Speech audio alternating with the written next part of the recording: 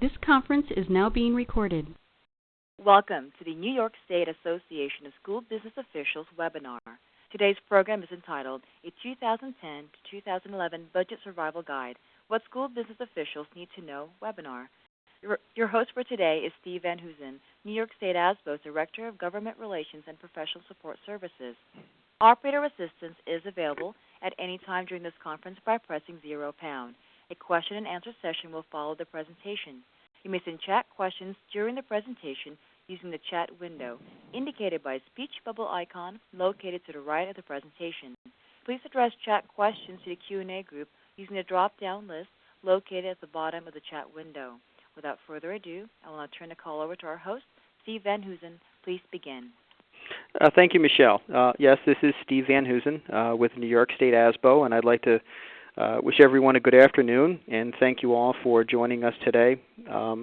I'd like to offer my special thanks to our panelists, and we have several, who've taken their time to join us and share their unique perspectives on what is clearly going to be a very difficult budgeting situation for districts, and to address their efforts to develop a budget that will hopefully please voters and have them willing to support education this coming May. Yesterday's State of the State address provided very little clues about what to expect from the state for the 2010-2011 state, and we'll have to wait until January 19th to get some of those specifics. But I think there's one thing that's certain, and even with the second year of the federal stabilization money, and that the budget will include a total net decrease, in all likelihood, in foundation aid from last year. Given this fact, and also that many districts tightened their belts last year to keep their tax levies low and protect programs in their current budgets, the pressure is now on to kind of repeat that for this year's levy and possibly into the future.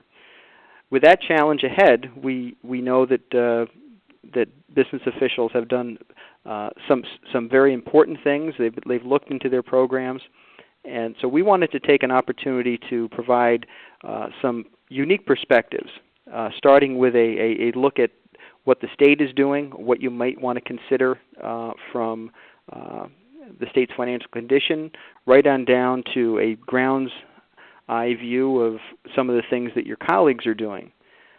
So this is why we've scheduled this webinar, and we hope that you find some of the suggestions are going to be pertinent to your debates with your boards and with your local communities. So what I'm going to do is, as your moderator, go through each of the panelists, and I will give a quick introduction to them. But let me just show you here on the slide that you see. Here they are. Frank Morrow is the Executive Director of the Fiscal Policy Institute. The Fiscal Policy Institute is a think tank that addresses state economic issues, and Frank Morrow, as their Executive Director, has a wealth of background from being involved in the state legislature and state government over the years, and has a keen insight into what goes into putting a state budget together and things that they're considering that would affect school districts going forward. Frank will start. Anthony Caschera, who is with School Aid Specialist. He and his colleagues with School Aid Specialist have decades of experience in issues of school aid and providing advice to school districts on issues of revenues and financial planning. Deborah Cunningham is with Management Services with the State Education Department, and I'm sure all of you are familiar with Deborah Cunningham and the work that the State Education Department does with all of the issues related to school aid and school district budgeting. After that, then we move down to the local level. Mike St. Angelo is the Assistant Superintendent with the Schenectady School District. Mike is going to provide an overview of things to consider generally in putting a budget together in this type of environment. And Mike will share his unique circumstances and address some of those broad-based local budgeting issues. Richard Cunningham is the Deputy Superintendent of the West Hempstead Union Free School District on Long Island. He will also talk about some of the unique things that they're doing in that district on the expenditure side. Lynn Durway, who is also a member of New York State ASBO's Board of Directors, is the business administrator at the Ravenna Queen and Selkirk School District outside of Albany. She has a certain unique perspective, and we'll talk a little bit more about her circumstances when I reintroduce her during her presentation. And Mike Jumper, who's the Assistant Superintendent for Business at the Katana-Lewisburg Union Free School District, and my multiple conversations with Michael convinced me that he has also some unique things to share about what opportunities they have on the expenditure side as they head into this unique budgeting season. So our goal here is to provide you with some additional information. You're probably doing some of the things that you hear, but I'm hoping that you're going to pick out a few things from our expert panel to help you get through this budgeting process for 2010-2011. So I am at this point going to ask Frank Morrow to go through his presentation to give kind of an overview or a look at state finances and talk about some of the things that he thinks impacts on state revenues as they affect school districts. Okay. The first slide has the most recent update of the state's financial plan, and it's at this point a little dated. It's from October 30th. It's the financial plan the governor submitted with the mid-year update, so 30 days after the end of the first half of the state fiscal year. These were the general fund budget gaps the governor was projecting at the time. The $2.3 billion gap for 2009-2010 was presented in a way that it was after $833 million of administrative actions the governor was going to take without need for legislative approval, but before his proposal for exactly that amount, $2.326 billion of additional actions that required legislative approval. The total package that he was pushing at the time was about $3.15 billion, and the legislature did $2.7 billion of that, so 400-something billion less than he had proposed. The out-year gaps grow substantially, particularly from 2010 to 2011, and the reason for that large increase in the projected deficit from 2010 to 2011 is, as far as I can figure out, fourfold.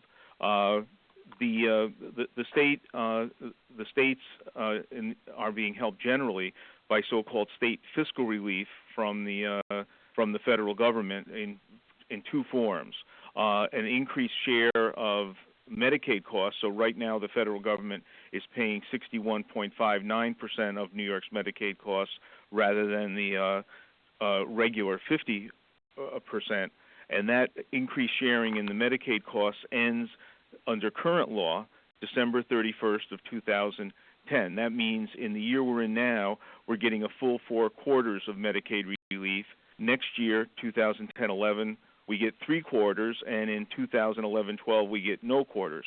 So the federal Medicaid assistance percentage relief goes away completely between 2010-11 and 2011-12. The second biggest category of stimulus state fiscal relief is the State Fiscal Stabilization Fund, most of which is targeted for education, in which Governor Patterson used to restore the deficit reduction adjustment he had proposed in last year's budget. So in effect, brought foundation aid back to the previous year's level with no increase, and brought the expense-based aids up to their formula levels. The FMAP relief is completely gone under current law in 2011-12. The state fiscal stabilization relief is completely gone. The next factor that I think makes the jump be so big is that the temporary increase in the personal income tax expires. So in last year, the legislature adopted a 3-year 2009, 2010, and 2011 increase in the personal income tax, projected to bring in about $3.9 billion this year. The estimate was in the mid-year update reduced to $3.6 billion. by 2011, I would think it would be bringing in $4 billion a year or more, but that goes away completely in 2012 calendar tax year. And the fourth large factor is that the freeze on foundation aid under current law expires, and they're supposed to be. And we'll see if what happens between now and then.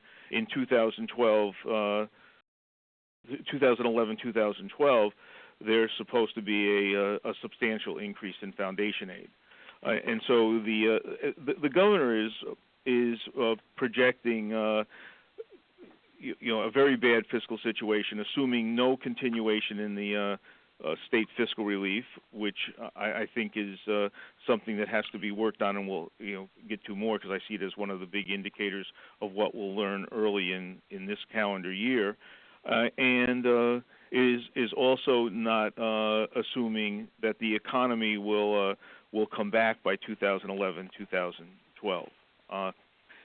The next slide is my part of my guess is that the next update of the state financial plan is due with the executive budget, so we expect that on January 19th, and my expectation is that the projected gap for the current year and for next year will both be increased, and for next year will particularly increase because of the movement of $391 million of the state fiscal stabilization fund federal money from the 2010-11 school year to the 2009-2010 school year was one of the gap closing actions that the governor and the legislature adopted in early December.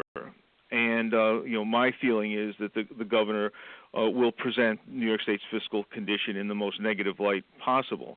Doesn't mean it's not in the realm of possibility, but I think he will accentuate the negative. On the next slide, I think the executive budget that comes out on January 19th is virtually certain to include a deficiency budget with additional cuts to close out the 2009-2010 fiscal year and additional spending reductions for next year. And I think it may include a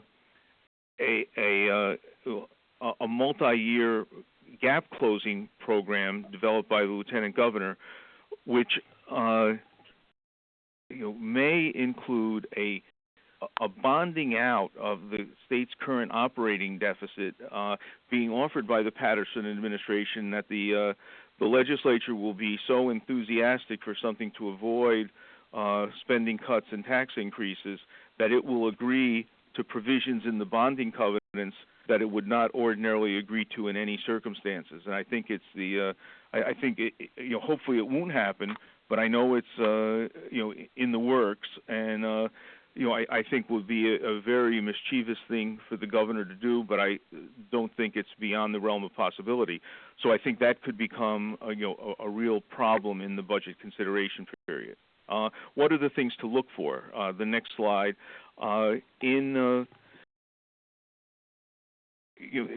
Everybody is probably very familiar with the governor and the controller's rhetoric on the state's terrible cash flow position in December. In the mid-year update that the governor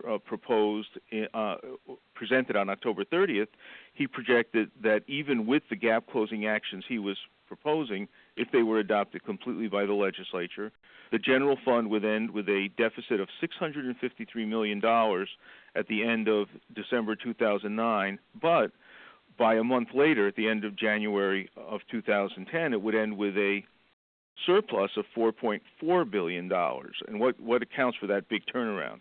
In December, there were scheduled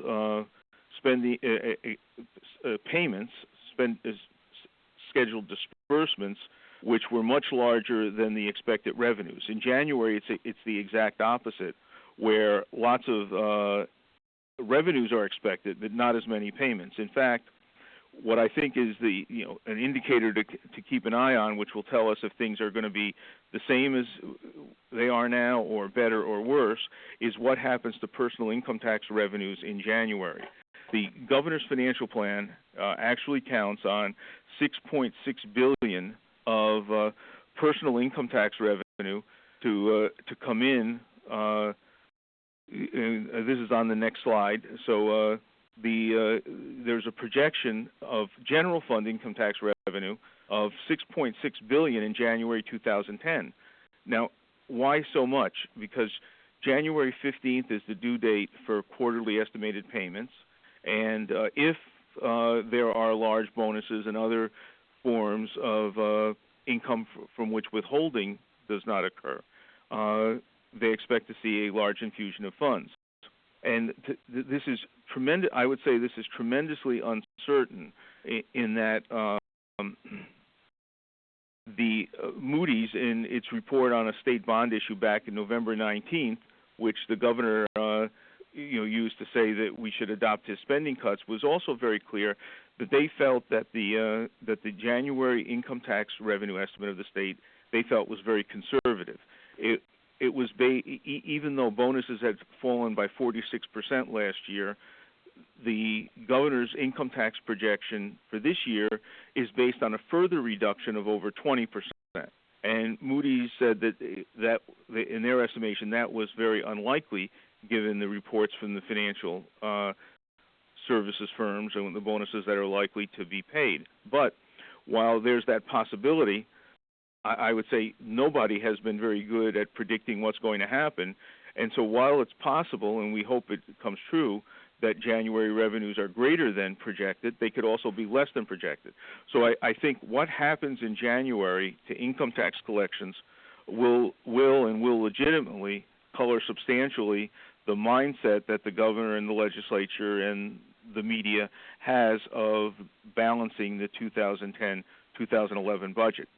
The other thing that I think will be a real sign is whether or not in January or February the Congress reaches an agreement on extending the state fiscal relief. If it doesn't extend the state fiscal relief in a timely fashion, given that the FMAP doesn't expire until December 31st of 2010, many in Congress might say, why do we need to do this now? And the point that a lot of advocates for state and local government in Washington are making to the Congress is the reason why the state fiscal relief needs to be extended now is so that states, when they're putting their budgets together, are willing to consider it and not make cuts in state or local spending that are going to put drag on the economy by taking more demand out of the economy. The House of Representatives has passed a 6-month extension of the federal Medicaid assistance percentage, and they've included that in 2 bills. They included it both in the health care bill they passed, and they included it in the jobs bill that they passed right before the Christmas break. The Senate has not passed either extension yet, neither the FMAP increase nor the extension of the state fiscal stabilization fund. Switching from just sort of what's happening and what do we have to watch for, we have to watch for whether or not there is an extension of the FMAP and of the state fiscal stabilization fund. But I think as a matter of the advocacy work that state and local government organizations do, I think it's important to impress upon the congressional delegation from New York, particularly the Senate, that both the FMAP increase and the state fiscal stabilization extension must be extended to dovetail with the state revenue recovery. One of the things that you may remember is in May of 2003, when states were still facing projected budget problems, but the recession had technically been done for 18 months, President Bush signed a 15-month state fiscal relief package which provided temporary revenue sharing and a temporary increase in the FMAP.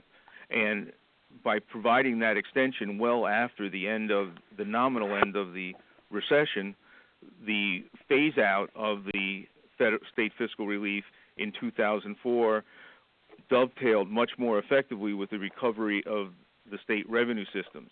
And I think now we need a similar extension. So I think the 2 big things to watch in January and February is how do income tax revenues come in January, and what does the Congress do on extending of the state fiscal relief.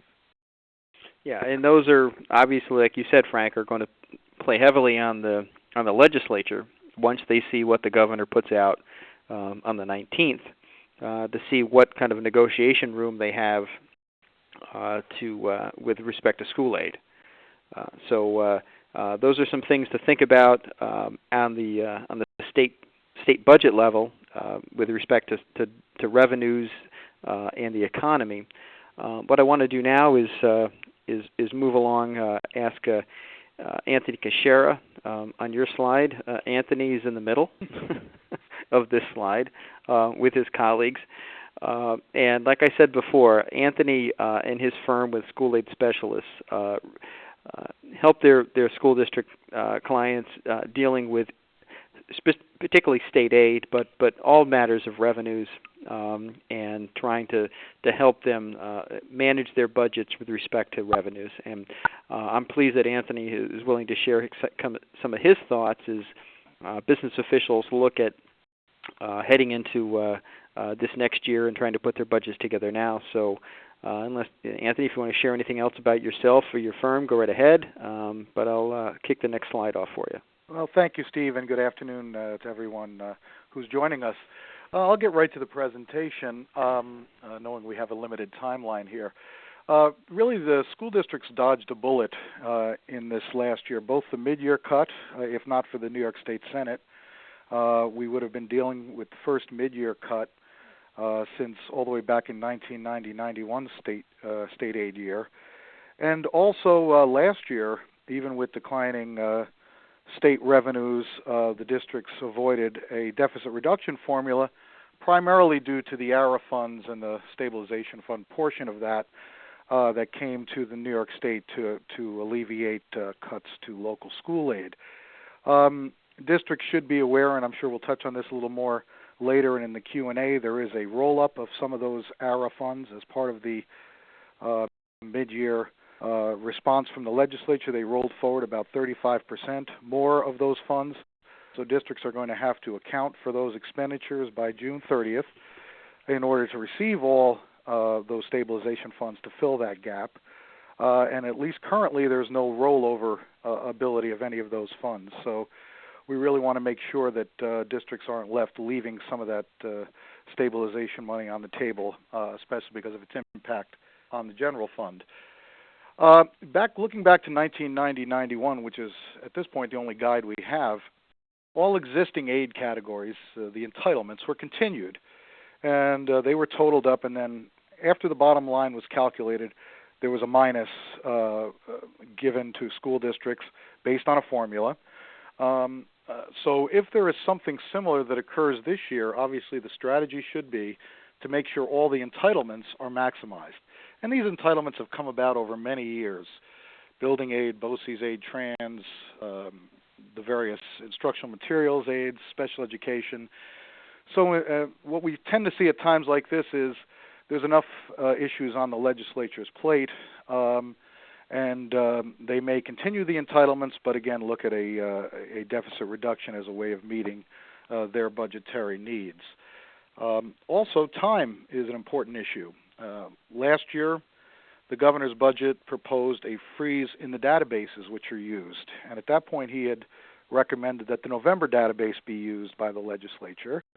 And there is natural growth as the databases are updated by SCD, partly through STAC, partly through building projects, and other data that becomes available and updated.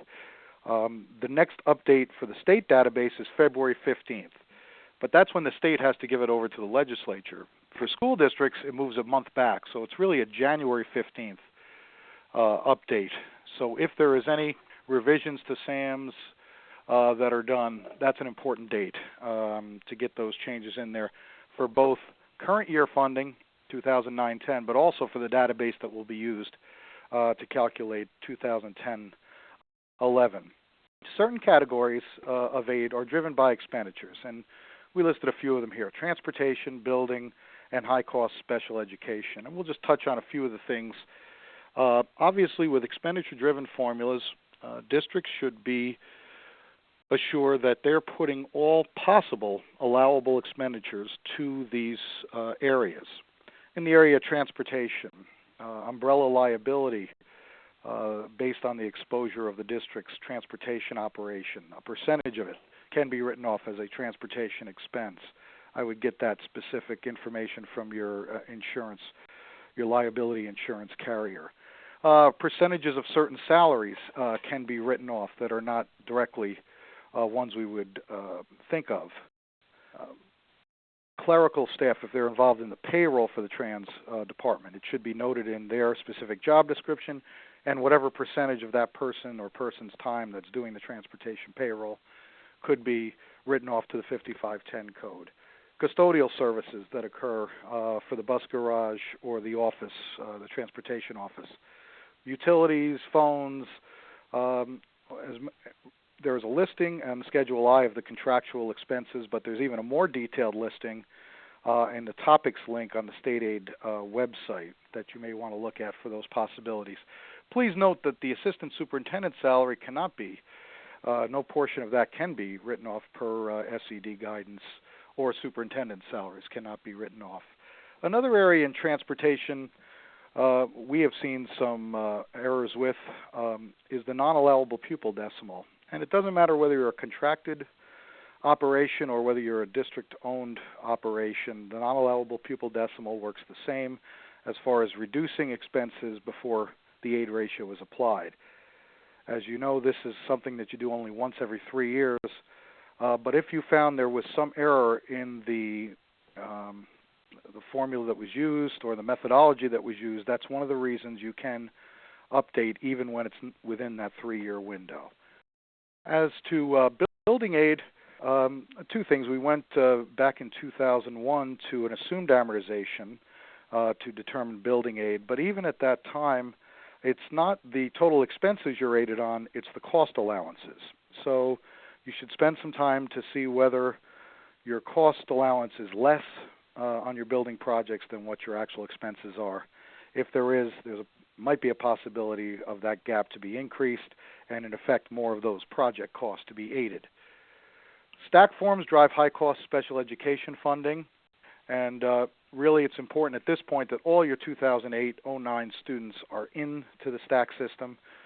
And we find most districts are pretty good with those that they pay tuition for, but the in-district students may also qualify if they have high levels of needs, one-on-one aids.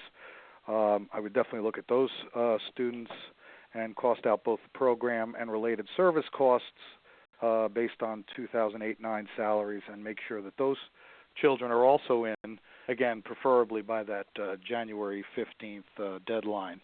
Another area is tax certiorari's. If the district has had some large tax certiorari's, utilities, maybe shopping malls would be two that come to mind.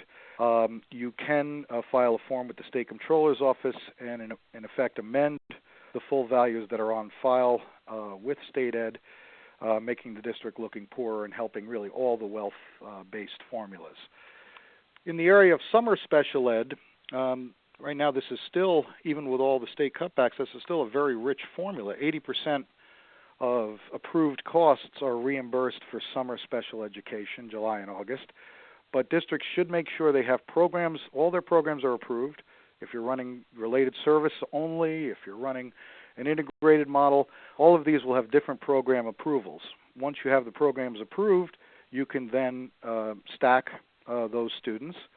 And you also may be required to do rate setting schedules, SS10 and through SS16 on the ST3 are ones that set rates for those summer programs.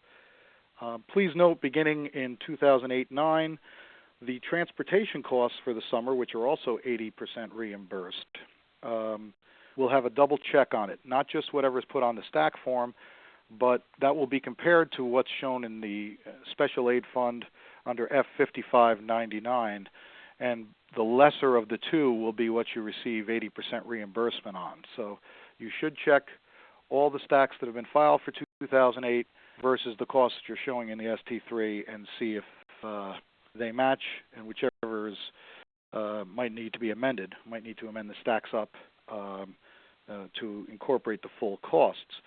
Looking back again to 1990-91, the entitlements were continued, but it was also a time where there was some structural changes made. And Frank Morrow alluded to the fact that the governor's budget may propose solutions for the immediate problems, but may also have some longer range proposals. In 90-91, that was when we went from 90% transportation aid to the current wealth basis for transportation aid. Some districts dropped from 90% to as low as 6.5%. So huge changes. The regents did propose some changes in the area of BOCES aid and in future building projects, which would have a permanent impact, positive impact on state finances, a negative impact on certain districts. And we did include on our website 2 reports that show what would those mean for your districts. Do you receive aid on the BOCES formula based on the millage?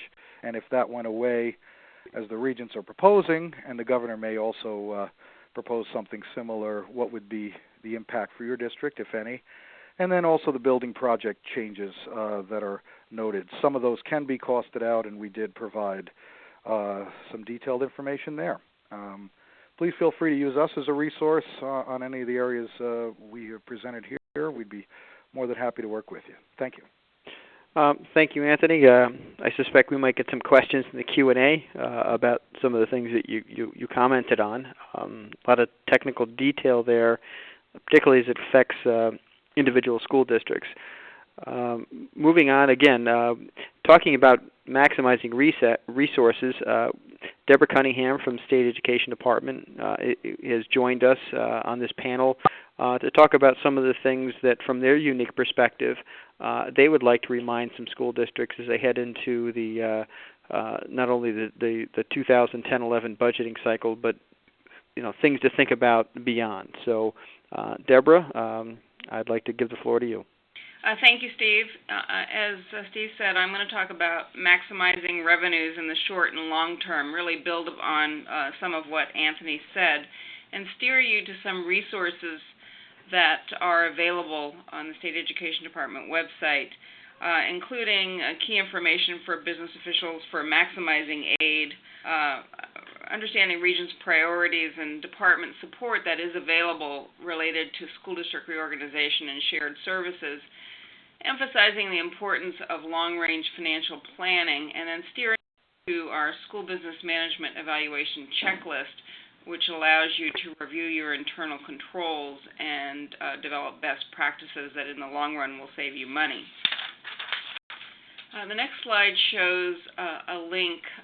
What we did is the Offices of State Aid, Facilities Planning, and Management Services got together and collaborated to develop a list of questions for key information that, first of all, would affect resources coming to the district. If you do these things, you get the money. If you don't get the money. So we wanted to make sure that was there, and other key information as well.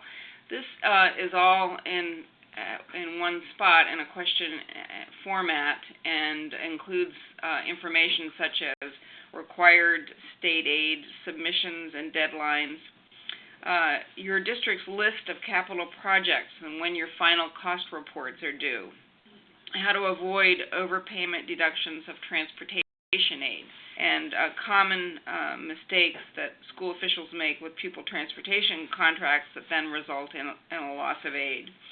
It also gives you a link where you can review the status of your grant, and provides information on all the plans, applications, and reports that are due from school districts to the department with due dates. And then another one I just chose to note was information about how much Excel aid still remains to be claimed for your district. On the grants side, I just want to make 2 comments while we're on this slide about the ARA grants and required reporting. First of all, we are in the second quarterly reporting period, which ended on, actually we're on the slide before, which ended December 31st, 2009. We have extended that deadline to January There are about 350 reports out for about 180 school districts and other subrecipients. We really encourage you to get this in so your information will be posted on the federal website. There's a lot of auditing of this material, and it may eventually translate into a deferral or a loss of aid. So just want to encourage that. The other point I would make on the grants and reporting is that, and Anthony mentioned this, about the $391 million that was deducted from state aid and then restored with education stabilization funds by chapters 502 and 503 of the laws of 2009, which the governor signed into law in December. We will be having a supplemental application for districts to apply for this money later this winter, and we will ask you to report on the use of those funds for the reporting period ends March 31st, 2010. We are preparing guidance on this, and we're going to do some Illuminate sessions in early February to answer your questions on this. On the next slide, I just refer you to a couple of websites to make sure that you're claiming aid for all possible special education and related services and are up to date on any information relating to Medicaid billing. The next slide, the regents have been looking at, and the department have been looking at cost containment while maintaining growth in student achievement for over the past year as the budget situation has worsened. And the first point I would make is that districts should really look at using shared services where it can help them save resources, perhaps to a greater extent than they already have. And if you go to our Management Services website and click on District Organization, you will see all of the cooperative service agreements that exist and many of their criteria guidelines or the requirements that are related. We also encourage you to consider starting or expanding use of a central business office, exploring regional transportation, both cooperative purchasing, regional transportation with BOCES or with cooperatives of school districts. And we are also looking at making a legislative change to allow piggybacking on the contract of a neighboring district when you get a child mid-year that needs to go to a non-public school or a special education school. We also encourage folks to participate in regional discussions about shared services and school district reorganization. The regions have a proposal that this be a formal requirement, a legislative requirement, but I think it's happening anyway, and people should do it anyway. And as you identify obstacles to sharing and cost savings, we'd like to hear that in Management Services, and if you would send that to us, we will look and see if a statutory or regulatory change is warranted or a change in administrative procedure. And finally, there is increased interest in school district reorganization, and our office does provide support for that. So we encourage you to talk to us about that if you have some interest. And we have been looking especially at regional high schools and seeing if there might be some expansion of the models that currently exist to other parts of the state. The next slide really puts a plug in for long-range financial planning. This is critical in a difficult budget year of fiscal stability, and I list a few things that are critical to this. Data should be used to drive fiscal change. You should develop a 5-year financial plan and especially chart those big cost drivers and how they are expected to change over that period. You should have a systematic approach to budget development, ensure that budget administration is timely, and work consistently throughout the year to educate the school board and the community about your needs, your successes, and your efforts to contain or reduce costs. Everyone is a little bit nervous right now, and that kind of communication is critical. You should manage your fund balance maximize revenues in many of the ways that we've talked about, continue to look for cost efficiencies, and if there are cuts, do everything you can to minimize the negative impact on school programs. The last slide points you to our school business management evaluation checklist, which takes you through a series of internal control areas in the areas that are listed, and is a very good tool if you want to strengthen your internal controls. And what happened over the holidays with the Duanesburg School District, where hackers got into their banking system and diverted $3 million to overseas banks, really shows that over time, things change. All of a sudden, we can do online banking, and we need to keep looking at our internal controls and make sure that they are protecting us and giving us the financial stability that we need to accomplish our mission. So that concludes my presentation. Thank you. Okay, Deborah, thank you very much. What we've heard so far is a view of what the state is looking at in terms of its own finance, what the budget will look like for next year as a possibility, what districts might be looking at, and then turning to some of the broad views of revenues and things to look at to ensure that districts aren't losing out on aid, and things you might want to be looking at as almost in a checklist fashion. We're going to switch now from that perspective to kind of the rubber meets the road perspective with our school business officials. Mike St. Angelo, first of all, will kind of give you an overview of budgeting this year, some principles to keep in mind as you move forward, and then the final panelists will talk about some of the particular things that they're dealing with in their districts and some of the particular concerns that they have given their demographics as they go into the next year's budget and beyond.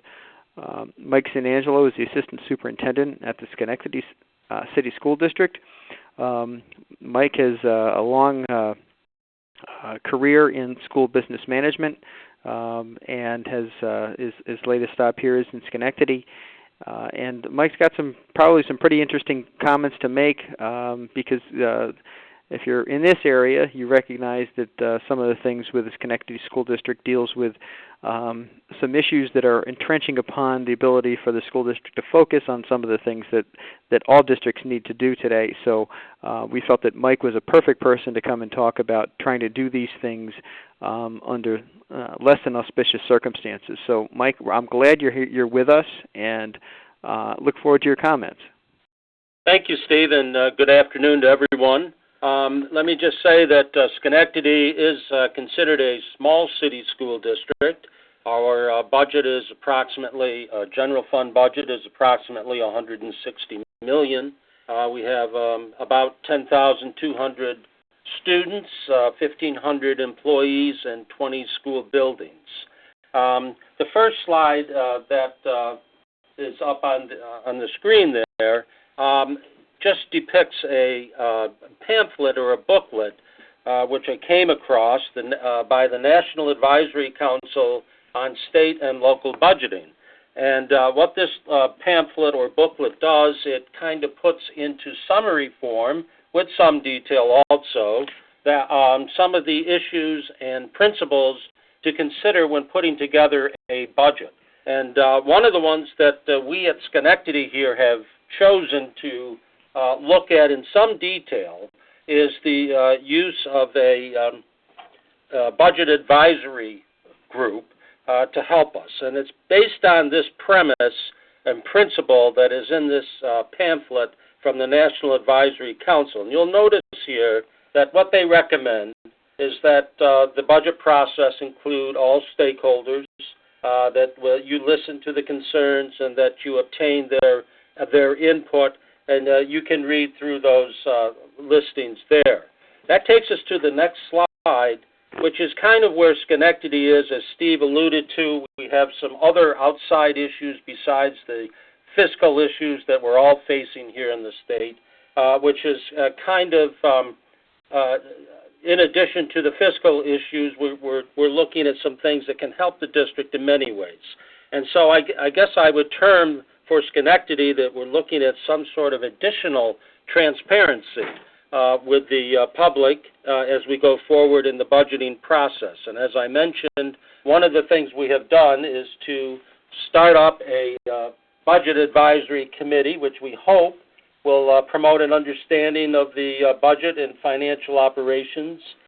We also hope that we will facilitate some communication and get input from the folks that are on this committee. What we did is we just put a note out on the website, and also the local media picked up on it, and asked for volunteers. And at this point, we have approximately 10 people, and our first meeting will take place in a week. And we hope that we'll have about 2 meetings a month with the committee and get their input, and also use it as an opportunity to explain to them what we are doing in the school district, but also seek their input also.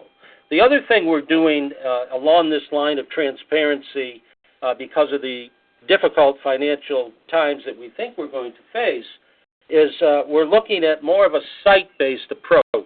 Quite frankly, Schenectady has we've had a very centralized approach in our budgeting process. And I think that has been brought on by the fact that approximately 10 years ago, the district did face a $10 million deficit. And because I think when organizations, whether it be school districts or private organizations, face very tough financial times like a deficit, I think there is a tendency to centralize and keep things under tight control. Well, now we are in a situation in Schenectady where the financial situation is much improved, and we're looking now to try to involve our school buildings, our principals, in a greater way. And so what we have done is asked some of our folks here at the district, and we've had the opportunity to have a couple school district business leader interns working with us. And so we're looking to take the financial data that we have and put it on a more site-based approach. And the long-term goal here is to involve principals in a way to educate principals to be more aware of what's going on in their buildings. And we hope in this way that we'll get greater input and make some better decisions in that way. Now, on the next slide, I just wanted to share with you some of the things that probably most of you are facing anyways, but maybe some things that you're not necessarily looking at. And one of the things here at Schenectady is that we are either the second or third, probably. We receive a lot of foundation aid, and we are a contract for excellence district, and so about $17 million of our aid is attributed to the contract for excellence. And one of the constraints that we're feeling because of this is that we are unable to make cuts in this area because that's the way the program has been put together. So about $17 million of anything that we would have to cut could not come from the Contract for Excellence program. And that means that any other program that we have outside of that area would have to be cut. So that's a major constraint for us not to be able to get into and affect that money. The other thing that's a real constraint for us, and I'm sure for any district, is our large dependence on state aid. About 61% of our revenues are from state aid, and that really has a major impact when you're looking at either flat state aid or possibly even a reduction. And, of course, the stimulus funds that came across, we've all heard that obviously they're going to go away. There's going to be a huge gap. And so just like I'm sure many of you, we're looking at what are we going to do when that occurs. And those are some of the constraints and issues that we're facing right now. And then, of course, with mandates, we've been talking about these for a number of years, and they seem to increase. But again, just like with the contract, there's not much we can do to affect change in that area, and so it's constraining some of our decision making. And then the last thing on this slide is the municipal tax burden. And probably some of you, whether you're in a small city or the suburbs, you are faced with a situation where the local municipality, whether it be city, town, or village, may be competing with funds, obviously, the tax dollar. I know here in Schenectady, our mayor likes to show a dollar bill and show what percentage the school district takes of that versus his smaller percentage. And, we're faced with issues where people in the city may be upset, not necessarily with the school district taxes, but with the other municipalities. And so our decision-making has to be geared toward understanding what the community is able to accept as far as a tax burden. And then on the next slide, some of the issues we're facing, we have, as I mentioned, about 1,500 employees. We have 8 bargaining units, and as I speak to you today, we do not have contracts for 7 of them for the next fiscal year. So one of the things that is, we're talking about and wondering as far as salaries are concerned is what are we going to do as far as budgeting for these unsettled contracts? And I'm sure you have faced some of those issues, but it's particularly of importance to us because what we're trying to do in this fiscal situation is to hold the line on salaries. So obviously our negotiations are somewhat stalled in that regard, and it makes a huge difference when 65 to 80% of your budget is tied up in salaries and benefits. If you decide that, well, I should maybe budget that the unions will receive a 3% raise or 2 or 0 or 5%, that's a huge variance or range as far as what the effect on a tax rate would be. And so we are struggling and trying to understand what to do in this fiscal climate as far as where to go with budgeting for that. And course enrollments continue. We are, I guess, in a good situation in the sense that we have seen enrollment increases over the last several years. But of course, with enrollment increases comes also more costs, and some of those enrollments are sometimes difficult to predict, especially in a city environment that we have. We have a lot of people moving in and out throughout the year, and so we try to estimate our enrollments and what they might be and try to plan accordingly. But it is one of those variables that we are finding difficult to predict. We use an outside agency to do a cohort survival technique approach to enrollments. Of course, we look at that with some scrutiny because that is merely a statistical approach, and we try to make some decisions based on that.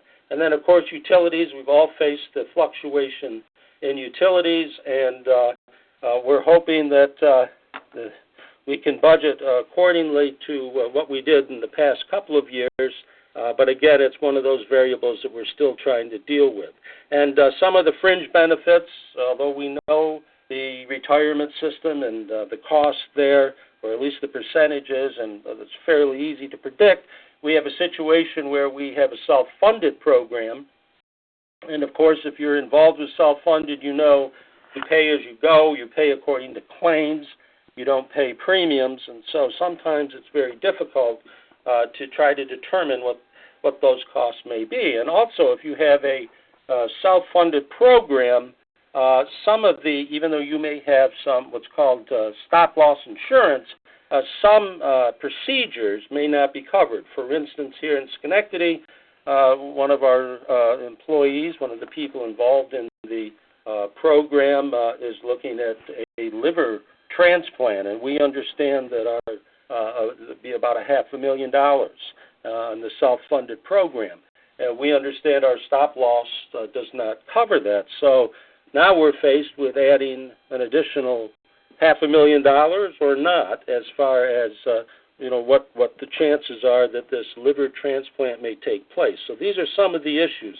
And as we all face the special needs, special education, it doesn't take too many additional students to drive up the cost, and accordingly, if any of those students are taken care of at the BOCES, by the BOCES, some of those costs obviously will go up.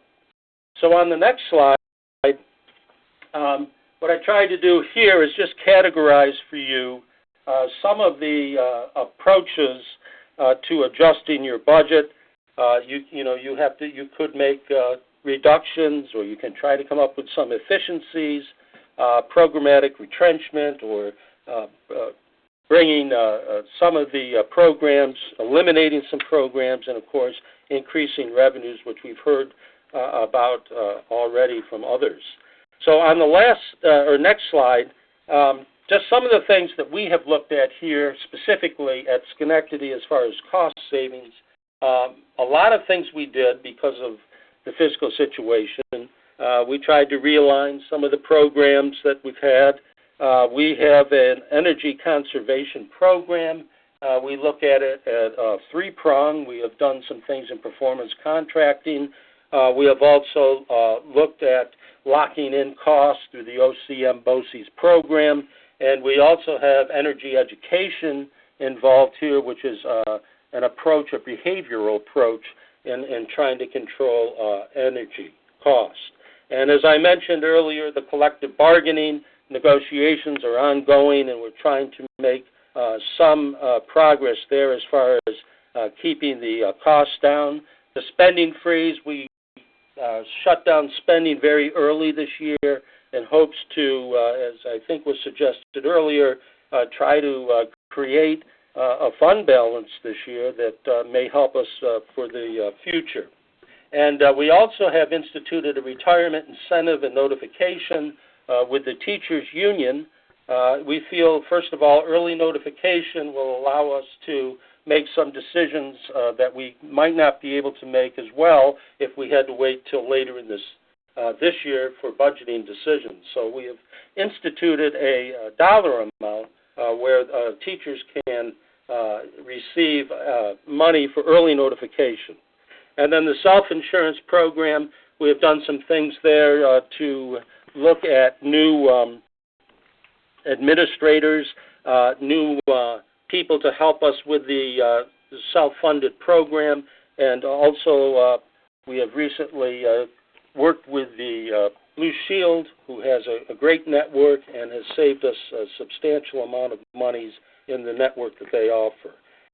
We are cooperating on our fueling, on our maintenance vehicles, and we are looking forward to some other cooperation with the city and the county in hopes of saving some cost in the future.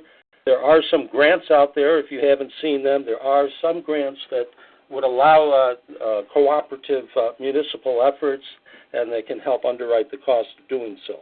And then, as has been suggested earlier and was suggested last year also, I know in some of the seminars I attended by the New York State Education Department, is that we should try to maintain a prudent level of fund balance and reserves.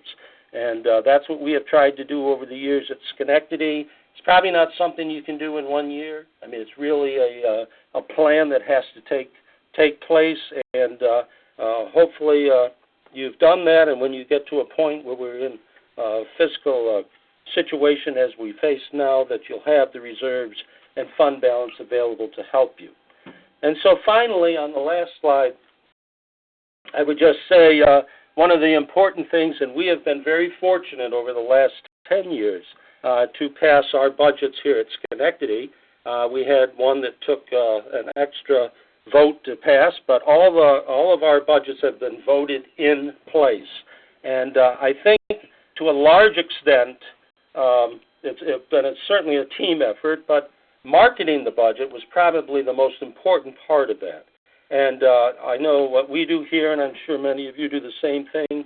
We look for opportunities to go out and talk to various groups, and we have a local television station, and we are always on there and trying to talk about what's going on in the school district. And then a lot of the things that we do, we have people that analyze previous elections for us. They actually get into some of the detail and of what has happened in previous elections, and they're very good about predicting who's voting and what areas of the city people are coming out from to vote, and we can target certain areas to get folks out to vote. And then we also have the media that we keep in the loop, obviously, as I'm sure you do, and we're trying to involve our parent groups and unions in a greater way to get the word out to everyone. And so I think that's my presentation. This is what we are doing at Schenectady, and that's where we stand at this point. Thank you. Well, Mike, thank you very much for going through that with us. We're running a little bit on time, and I want to make sure we get all of our presenters in. So if we run over a little bit, we will run over a little bit. But we have some business officials who are ready and willing to share some of the things that they're doing, and I want to move right on to that. However, I do want to mention, keep using the chat. It is being monitored, and you are getting some answers to some of the questions that have been submitted so far. And when we get to Q&A, we will address anything that's not already answered on that part. So I will now go right ahead into introducing Richard Cunningham, who's the Deputy Superintendent of West Hempstead. I have to be, in full disclosure, acknowledge the fact that one of the ways that I am cued into what might be going around the state is to listen is to following strings of emails that business officials have in their own local listservs and things they submit to our website. And whether he liked it or not, Richard was caught in my web of that and was recruited to be involved here, and I appreciate him doing that because I saw some of the things he was talking about and said, your colleagues need to kind of hear from your experience and what you're doing. So, Richard, you're good to go. Thank you. And some of the things, although I'm in a small school district here on Long Island, are similar to what Michael is seeing in Schenectady. So we do have a lot of similarities, and we are following a lot of the advice and keeping our ear to the ground for things that Frank has been seeing and what he's predicting, and also looking at our state aid and trying to maximize, as Anthony has discussed, and really checking back into SED and following what's going on through management services. So I will echo a lot of those things and hopefully make it rather quick. One of the things that we do here every year is try and set budget goals. We set both qualitative and quantitative goals. For example, this year our qualitative goals that we, as a central office, and shared with our Board of Education what we did right at the outset of our central office budget process, which began in October, were to ensure effort towards the strategic plan. The community participated in a very large strategic planning initiative here, and we revisit it at least twice a year with our strategic plan group or planning council. So that is central to our budget planning. Continue all core programs with reasonable class sizes. Settle contracts.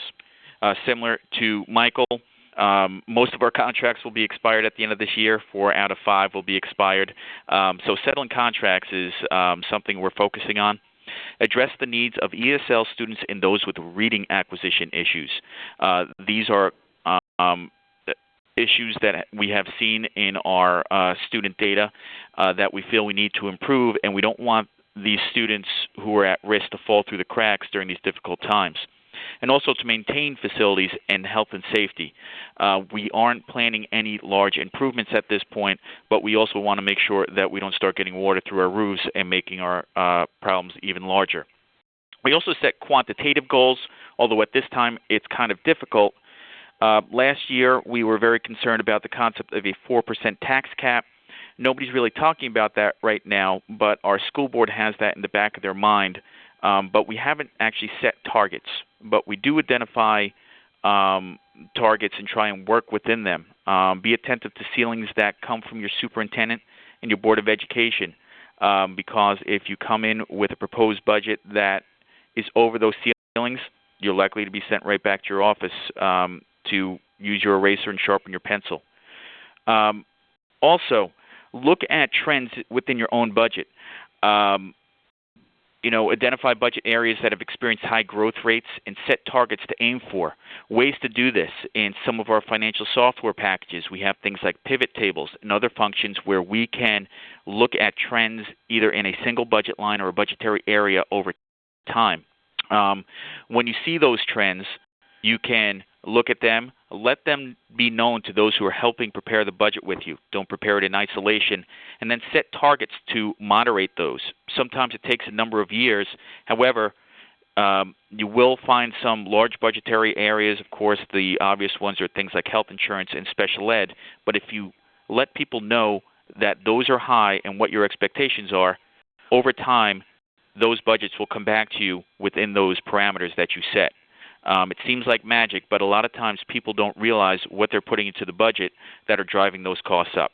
They are really trying to provide the best services to either the employees or to the students.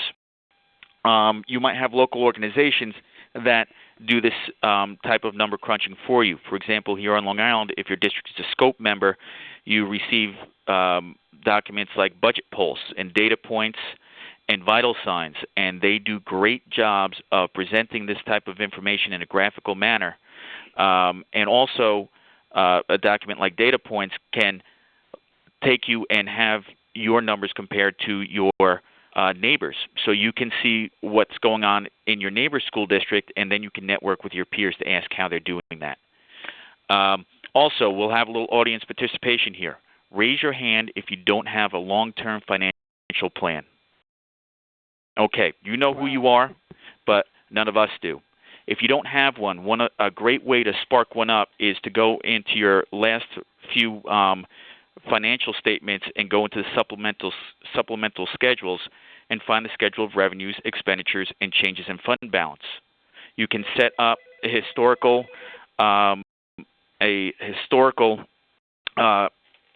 trend by going 3 to 5 years back, and then you can move forward in that, and you have set yourself up with a financial plan, and it will identify all of the major budgetary areas, especially the big ones. So that's a great way to start up a financial plan in a hurry, and it's a very usable tool in Excel. On the next slide, things to make sure, common problems in budgets. Make sure all of your staff is accounted for in your draft budget. If you roll out a budget now in December and January and you don't have all your people in there and you realize it in April, that's going to throw a big monkey wrench in your plans. So have somebody, either you or somebody else, sit down, look at who's in the budget, and make sure everybody's in there, because staffing is a huge budget area. Double check that scheduled salary advances were done properly. Do it on at least a test basis.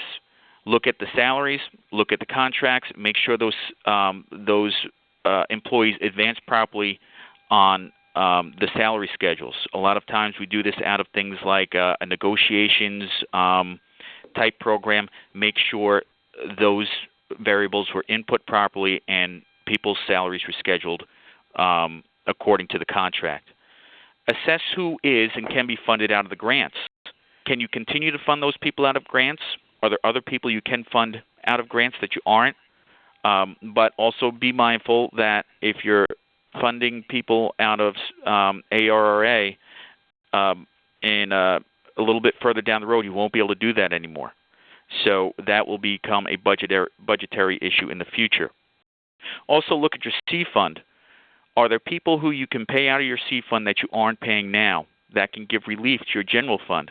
However, you also have to analyze, can your C fund sustain it over time, or are you going to drain it down to zero or put it in the negative? And also, if you do have open contracts, you have to plan for that. Unless your school board tells you don't plan anything, you need to make sure that you have some accommodations for settling contracts. This part of the slide got cut off a little bit. If you're considering offering a retirement incentive, consult with your actuary. Your actuary can take your recent GASB 45 analysis, and it's a very powerful tool here. A good actuary can help your district determine possible incentives that fit your fiscal profile. Your discussion must also include first-year savings and, in addition, the reduction to your GASB 45 liability in the future. You have to make sure that your incentive is actually saving you money, that it's going to target people who might not have retired to begin with, because those are the people you're trying to hit. On the next slide, benefits. The area of employee benefits is generally a place where we leak money. We tend to be very nice people. We don't want to hurt anybody's feelings. However, we should only be giving what the contract says we should be giving and only be paying the portion of the benefit that the contract says we should. So consider conducting a benefits audit either with your own staff, or you can, if you don't have the capacity to do so in-house, get a consultant to help you with that. You will most likely find that you can save money there. Also, shop all of your insurance programs. Here in West Hempstead, we aren't a NYSER district, although I love them dearly. This district has not moved to NYSER at this point. However, one of the reasons why is every year I shop NYSER against brokered insurance, and the commercial insurance companies keep my rates going down, down, down. I have not been increasing the last few years. I've been going down in my premiums, and this has been a great cost savings for me. I'm sure at this point we can all speak very broadly about shared services. Continue to look at the things you're procuring. Can you do better with a neighboring district simply by putting something out on the street on larger quantities? Also, vendors offering professional services may give better pricing when they know they have a larger workload with several districts with similar characteristics. Speak to your neighboring districts. They might have a similar profile. So professionals, may offer better pricing in those cases. And also do a cost-benefit analysis on the bidding process. If you don't have to subscribe to a bidding service and you have the capacity to do it yourself, for less, but if you can do it yourself, really all you're paying for is the advertising if people have time to put the bids together. So you should do a cost-benefit analysis on that before you subscribe to a service. That is about it at this point. There's some very interesting stuff that I'm looking forward to hearing from my colleagues, Lynn and Michael. So if there are any questions, I'll answer them at the end of the program. Okay. Thank you very much, Rich, and we will continue to move right along. Lynn is still with us. Lynn is the business administrator at the Ravenna-Queens-Selkirk School District. Lynn had the unique experience of starting a new job with turnovers in probably all of the support service areas. Maybe not all, but she'll tell us if it wasn't all. And the unique opportunities that she saw there walking into a new position. So I'm going to ask Lynn if you could take it from here. Yes, Steve, thank you very much. And you're right, all of these directors did start about the same time I did in each one of the support operations areas. So today we'll be looking at operations and maintenance, transportation, and food service. And even though food service is a standalone program, everybody knows that if it's operating in the red, eventually it's going to have an effect on your general fund budget. Next slide, please. Our goal is going to be increasing efficiency while providing a healthy school environment, safe transportation, and nutritious and appealing meals. And to guide our discussion, we need to keep in mind that salaries and benefits typically account for 75% of school budgets. So that means that appropriate staffing is crucial. Looking at operations and maintenance, the correct way to determine staffing is with a square foot analysis. This will allow us to do data-driven decisions based on industry standards. And it's important to keep in mind that there are different levels of cleaning. For instance, the highest level is for hospital cleaning, and that's generally 10,000 to 11,000 square feet per worker. School facilities, however, are generally accepted at 28,000 to 31,000 square feet for one custodial worker in an 8-hour shift. If we look at national statistics, one custodial worker is about 26,000 square feet, one maintenance worker a little over 107 square feet, and a grounds worker 45 acres.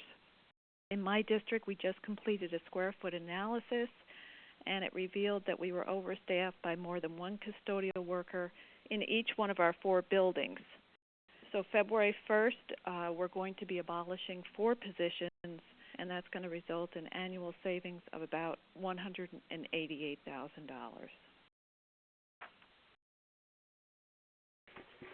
Looking at transportation, a route study will identify efficiencies for you. You can either utilize routing software or you can contract with a consultant to do a study in your district.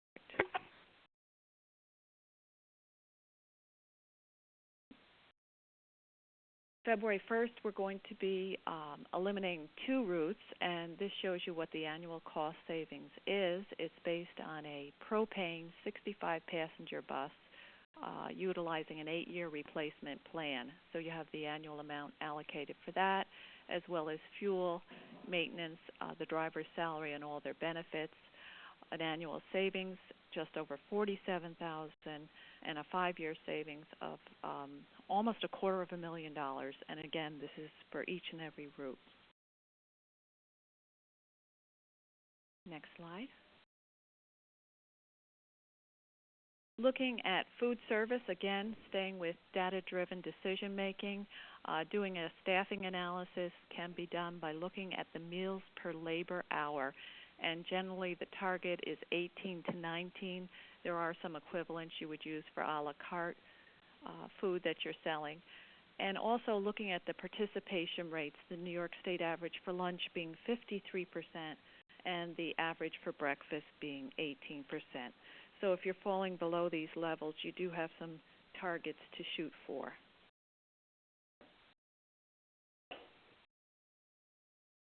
Next slide. Also, some other targets. On the expenditure side, food costs generally should account for 35% of your total expenditures, labor costs 60%, and 5% for others or a slight profit margin. Some of the ways you can achieve some of these savings besides your labor and your meals per labor hour would be to increase your a la carte sales. Look at increasing your adult sales, perhaps by offering different menu items. After-school sales for students that are staying for sports and other activities, and also utilizing vending machines. Next slide. Other considerations would be to maximize your government commodities, but being very careful with the commodity processing. It's not necessarily always cost-effective.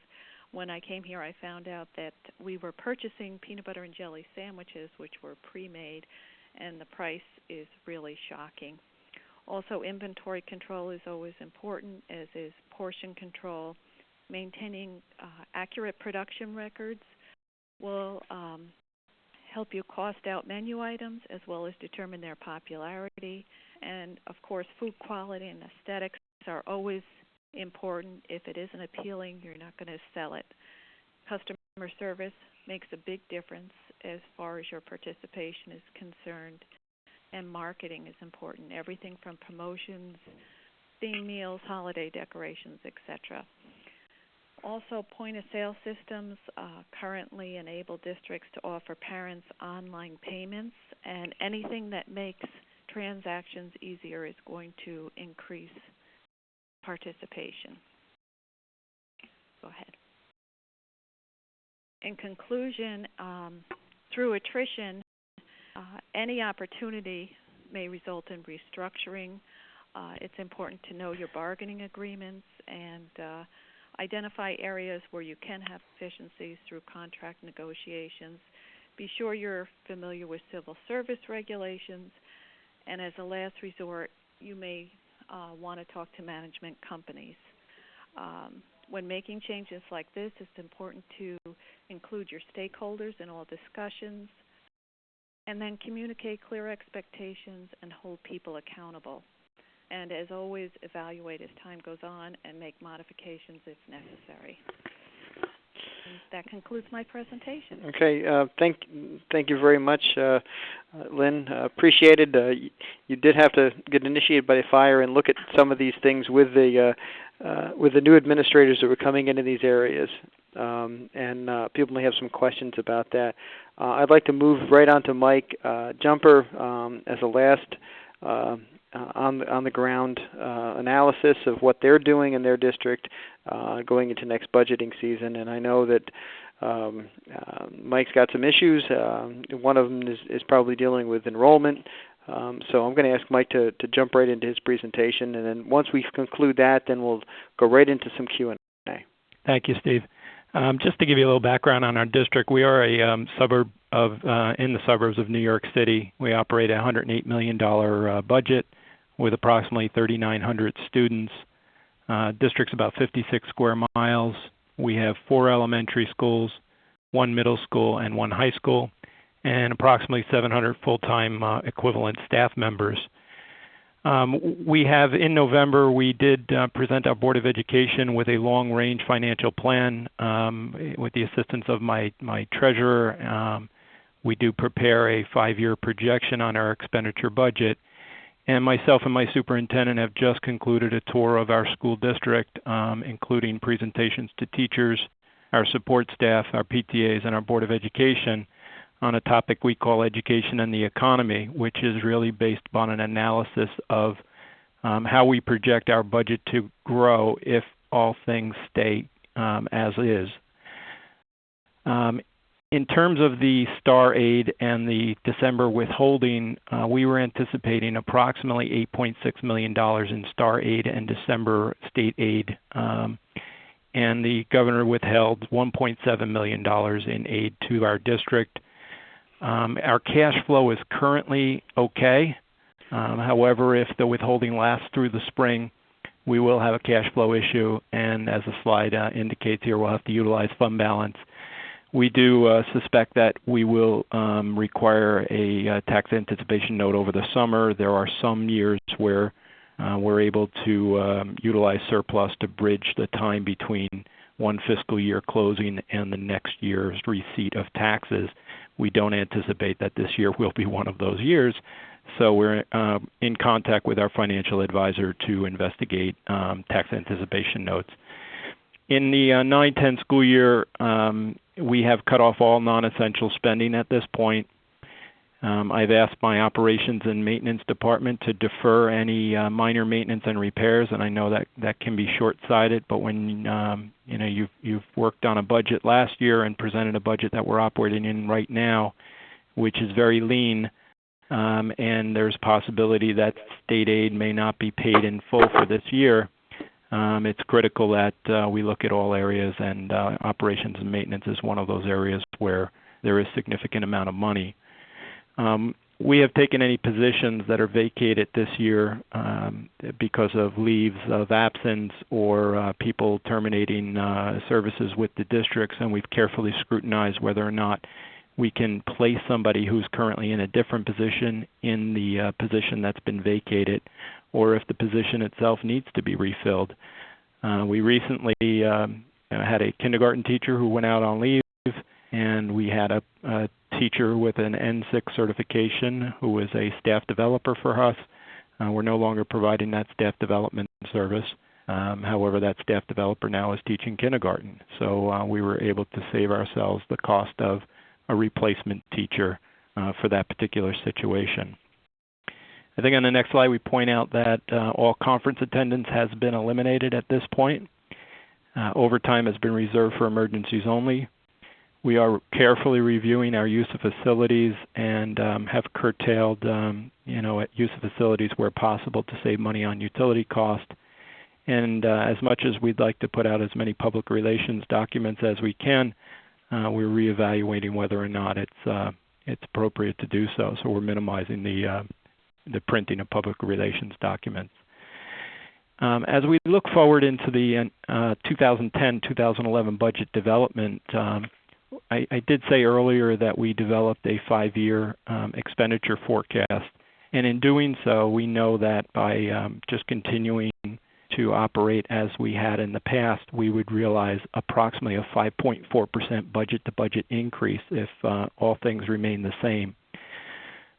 Approximately 2.5% of that 5.4% is associated with benefits, specifically the retirement systems, and we are also self-insured and have realized just a very difficult year in terms of health insurance experience, and we're seeing about $1 million increase in our health insurance claims. And then the other half of that 5.4% projected increase is associated with salary and wage increases, and that amounts to about $3 million for us. So as I had said earlier, we just concluded tours of the school district where we've talked to our teachers, our PTAs, our Board of Education members, and we have basically shown everybody what the lay of the land is if we don't change something. So with that in mind, we entered our 2010-2011 budget development process and asked all of our directors and administrators to be creative and to look for different things that we normally might not look at. In the operations and maintenance area, public use of facilities policy is currently being reviewed.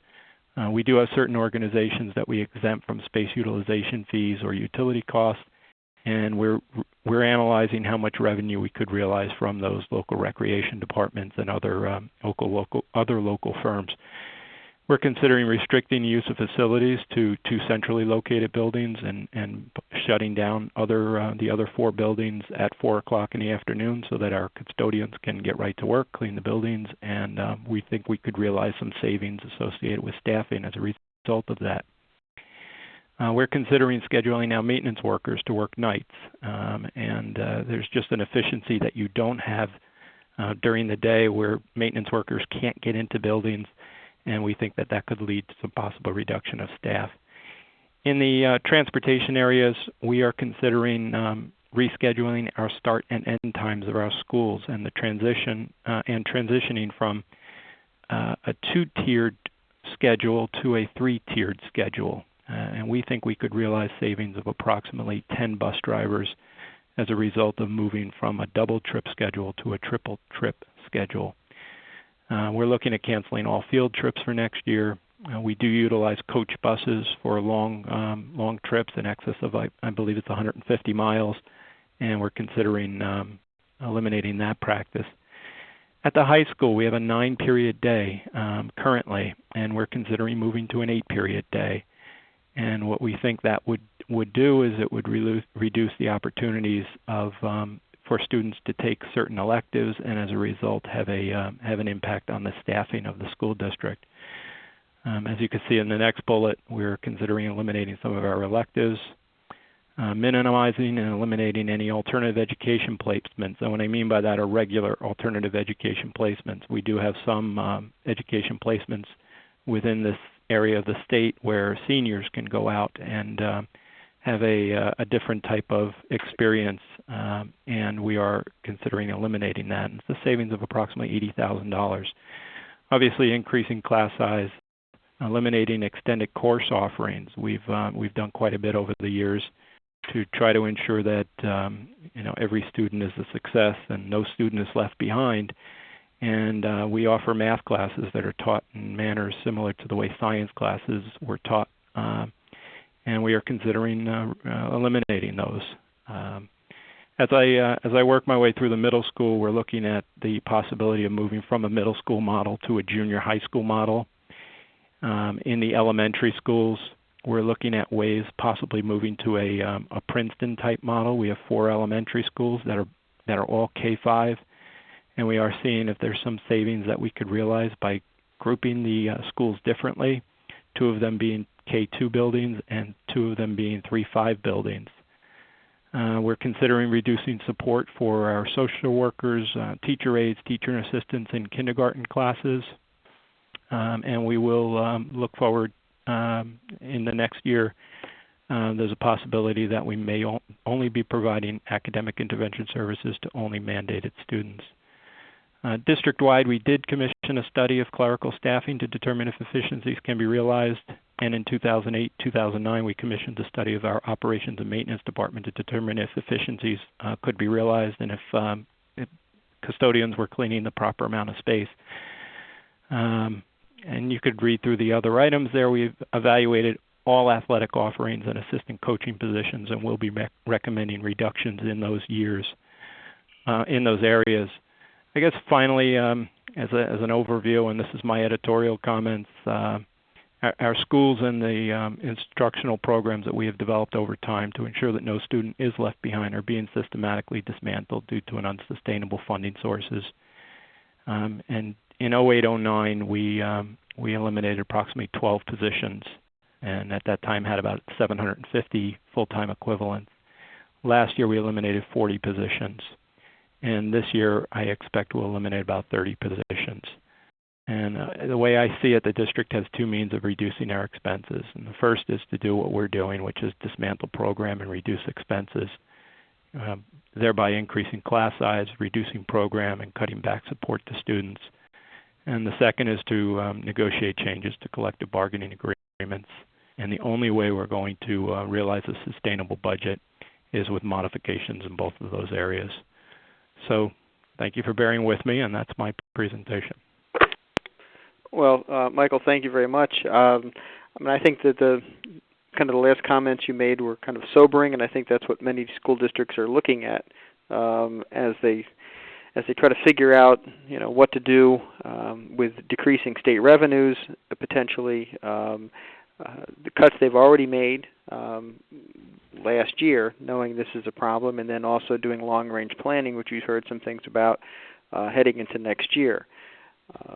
We've heard some things earlier on in this presentation about what the state's going to be considering, looking at what's going to be coloring the ability of the state to fund education and school aid anywhere near what the expected levels are, or and quite frankly, what's in current law is going to be difficult, but there may be some signs on the horizon that we need to pay attention to, and clearly the legislature is going to be paying attention to them over the course of time. What I would like to share, and then go right into some questions and answers, is just kind of the back of the napkin types of evaluation. One of the things that Frank Morrow mentioned early in the presentation was what the budget deficit looked like based on October going into next year. And if you factor in, whether the $400 million which the state took from federal stimulus and applied it to the current year and not for next year, we're probably looking at approximately a $700 billion state budget. At least that's what we're going to see from the governor coming up. And if you look at what the percentage is for education aid as a part of the full state budget, take roughly a quarter of that. We're looking at a $1.7 billion deficit, and the state's trying to recover for school aid.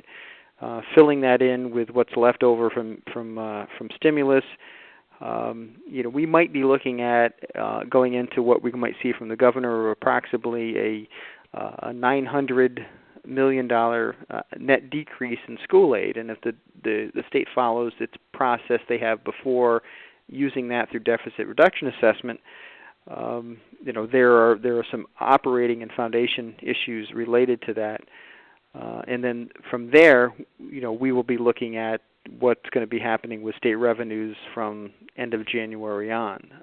That might be one of the things that we're looking at.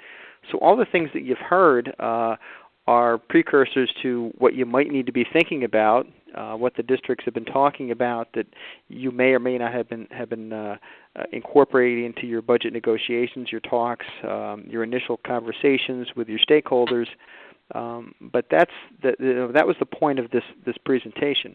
I'm going to now jump to the questions and answers period, and I want to ask one question or answer one question that was raised via the chat. I know that Deborah Cunningham was answering as many questions as she could on the chat, but one was contingent budgets. The question is what's going to happen to the contingent budget cap going into to next year. There has been legislation proposed, and we have their sponsors in both the Senate and the Assembly to create a contingent budget cap on a rolling average over the last 5 years, which would increase that beyond zero, which is what the current law would require. There are efforts now that we're pushing for, and I know NICE is pushing very hard for, is to get a modification of that contingent budget cap within the executive budget that we expect to see on January 19th. So that's one of the answers to the questions as to what might be happening with that. Absent any additional legislation or something in the governor's budget, that it would default to zero for the contingent budget cap, which makes things very difficult for those districts that lose budgets coming up. I'm going to ask Michelle, do we have any questions right now on the phone that we could deal with? Not just yet, but ladies and gentlemen, for those of you who would like to ask an audio question, please press the number 7 followed by the pound key on your telephone now, and you'll be placed in the queue in the order received. And be prepared to ask your question when you are prompted. Again, 7 pound to ask an audio question. Okay, I will. While we're waiting for any audio comments to be for anybody to dial in with those, I'm going to respond to the question. Says from Donna Howard, do you think that the proposal for statewide wage freezes, specifically teachers, is remotely likely? I think that this is a very different conversation from some of the wage freezes conversations that have been taking place on the state level. We do have a state constitution which puts contracts in consistent with state law, and to undo local contracts based on executive fiat, I think would be challenged. So I'm not sure that that's something that was a proposal that got wide press reports today and yesterday as a result of the governor's program, and it was from E.J. McMahon from the Empire Center. I think it's more difficult than what is proposed there, and it may not be constitutional from that. Frank, are you still there? Maybe you could address what what your thought is on that question. Yeah. It's twofold. The cases where the courts have upheld statutorily imposed wage freezes have been in the case of declared fiscal crises, and E.J. McMahon in his report makes the argument that the fiscal he doesn't actually say the fiscal situation in New York State is as severe as the New York City fiscal crisis of the 1970s, but he says it could become that. So my position is that I do not. I think this fiscal situation is bad, but I don't think it's anywhere near as bad as the fiscal crisis, and I don't think it's an appropriate time to be statutorily imposing a wage freeze. And generally, I believe that wages are and should be collectively bargained. Right, and I think that's a consensus that most people have about this, and the idea that was thrown out there has a lot of legal components to it that would have to be worked through before anyone recognized that a statewide wage freeze that affected not only state government but local governments would have to be worked through. Do we have anybody who's asking questions on the phone at the moment? No audio questions. No. There was a question about the percentage of state aid that's $900 million. Steve was talking about state aid is currently about $22 billion. Let me clarify what I was trying to my back of the napkin type of analysis I was doing here.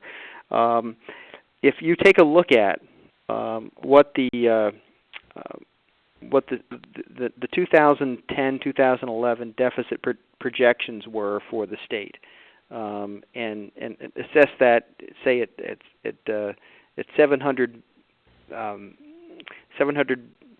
billion of what what we're looking at going forward. Take a look at the fact that education is about 25% of that. About 1.73 is education, and then looking at trying to replacing that with what's left over from the ARRA funding, then that gives a $900 million net reduction to school aid. Now, some of those numbers may be off, and the projections may be updated.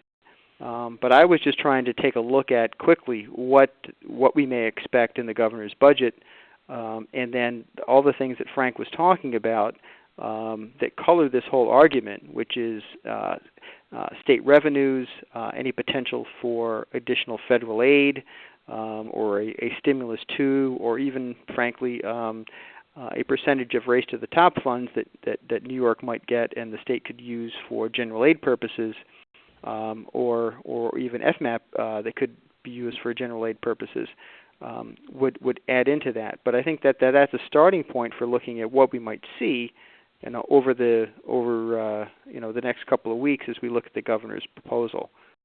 Frank, you may disagree with that assessment. Can I ask you to comment on that?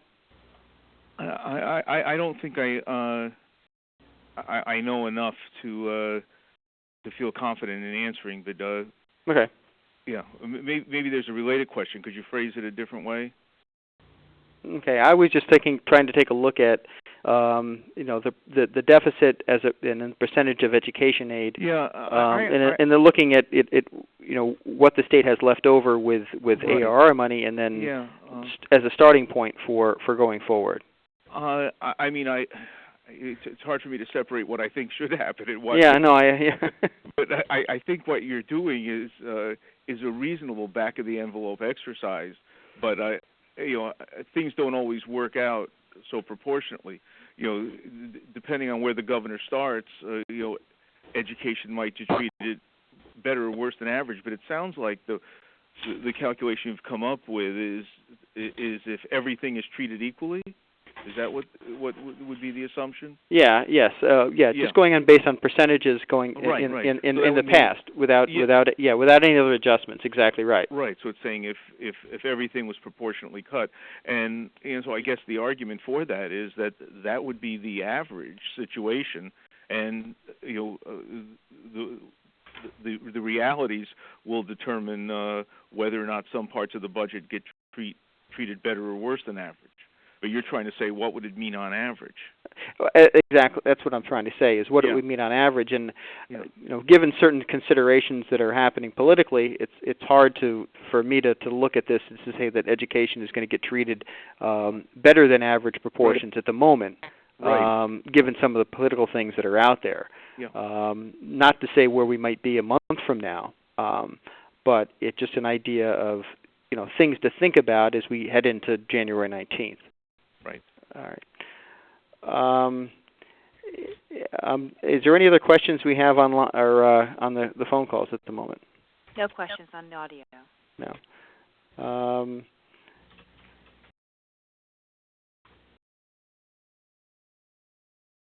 I think I'm looking at the chat that we've received in. I think we've answered most of those questions. If you haven't received an answer to your question, we have a transcript of the chat that's come in. And if there is something here that we haven't addressed, we will make sure that we do that. So at this point, we are actually over time somewhat by almost 15 minutes. We are going to sign off here now. If you have any questions, please feel free to email the association with any questions that you have that we haven't addressed. My thanks to all the panelists who have been involved with this. These are very interesting times that we're heading into with a lot of unknowns. And we hope that as professionals we all do our best to deal with the circumstances and make the proper adjustments in moving forward for public education. So I'm going to say thank you to everyone, as I did, and we are ending this conference at the moment. And if you have any additional questions, please email those to the association, and we'll get those back. Thank you very much. Thank you very much, Steve, and to all of our panelists. Ladies and gentlemen, this concludes today's New York State ASBO webinar. Thank you all for attending, and have a great day. Panelists, you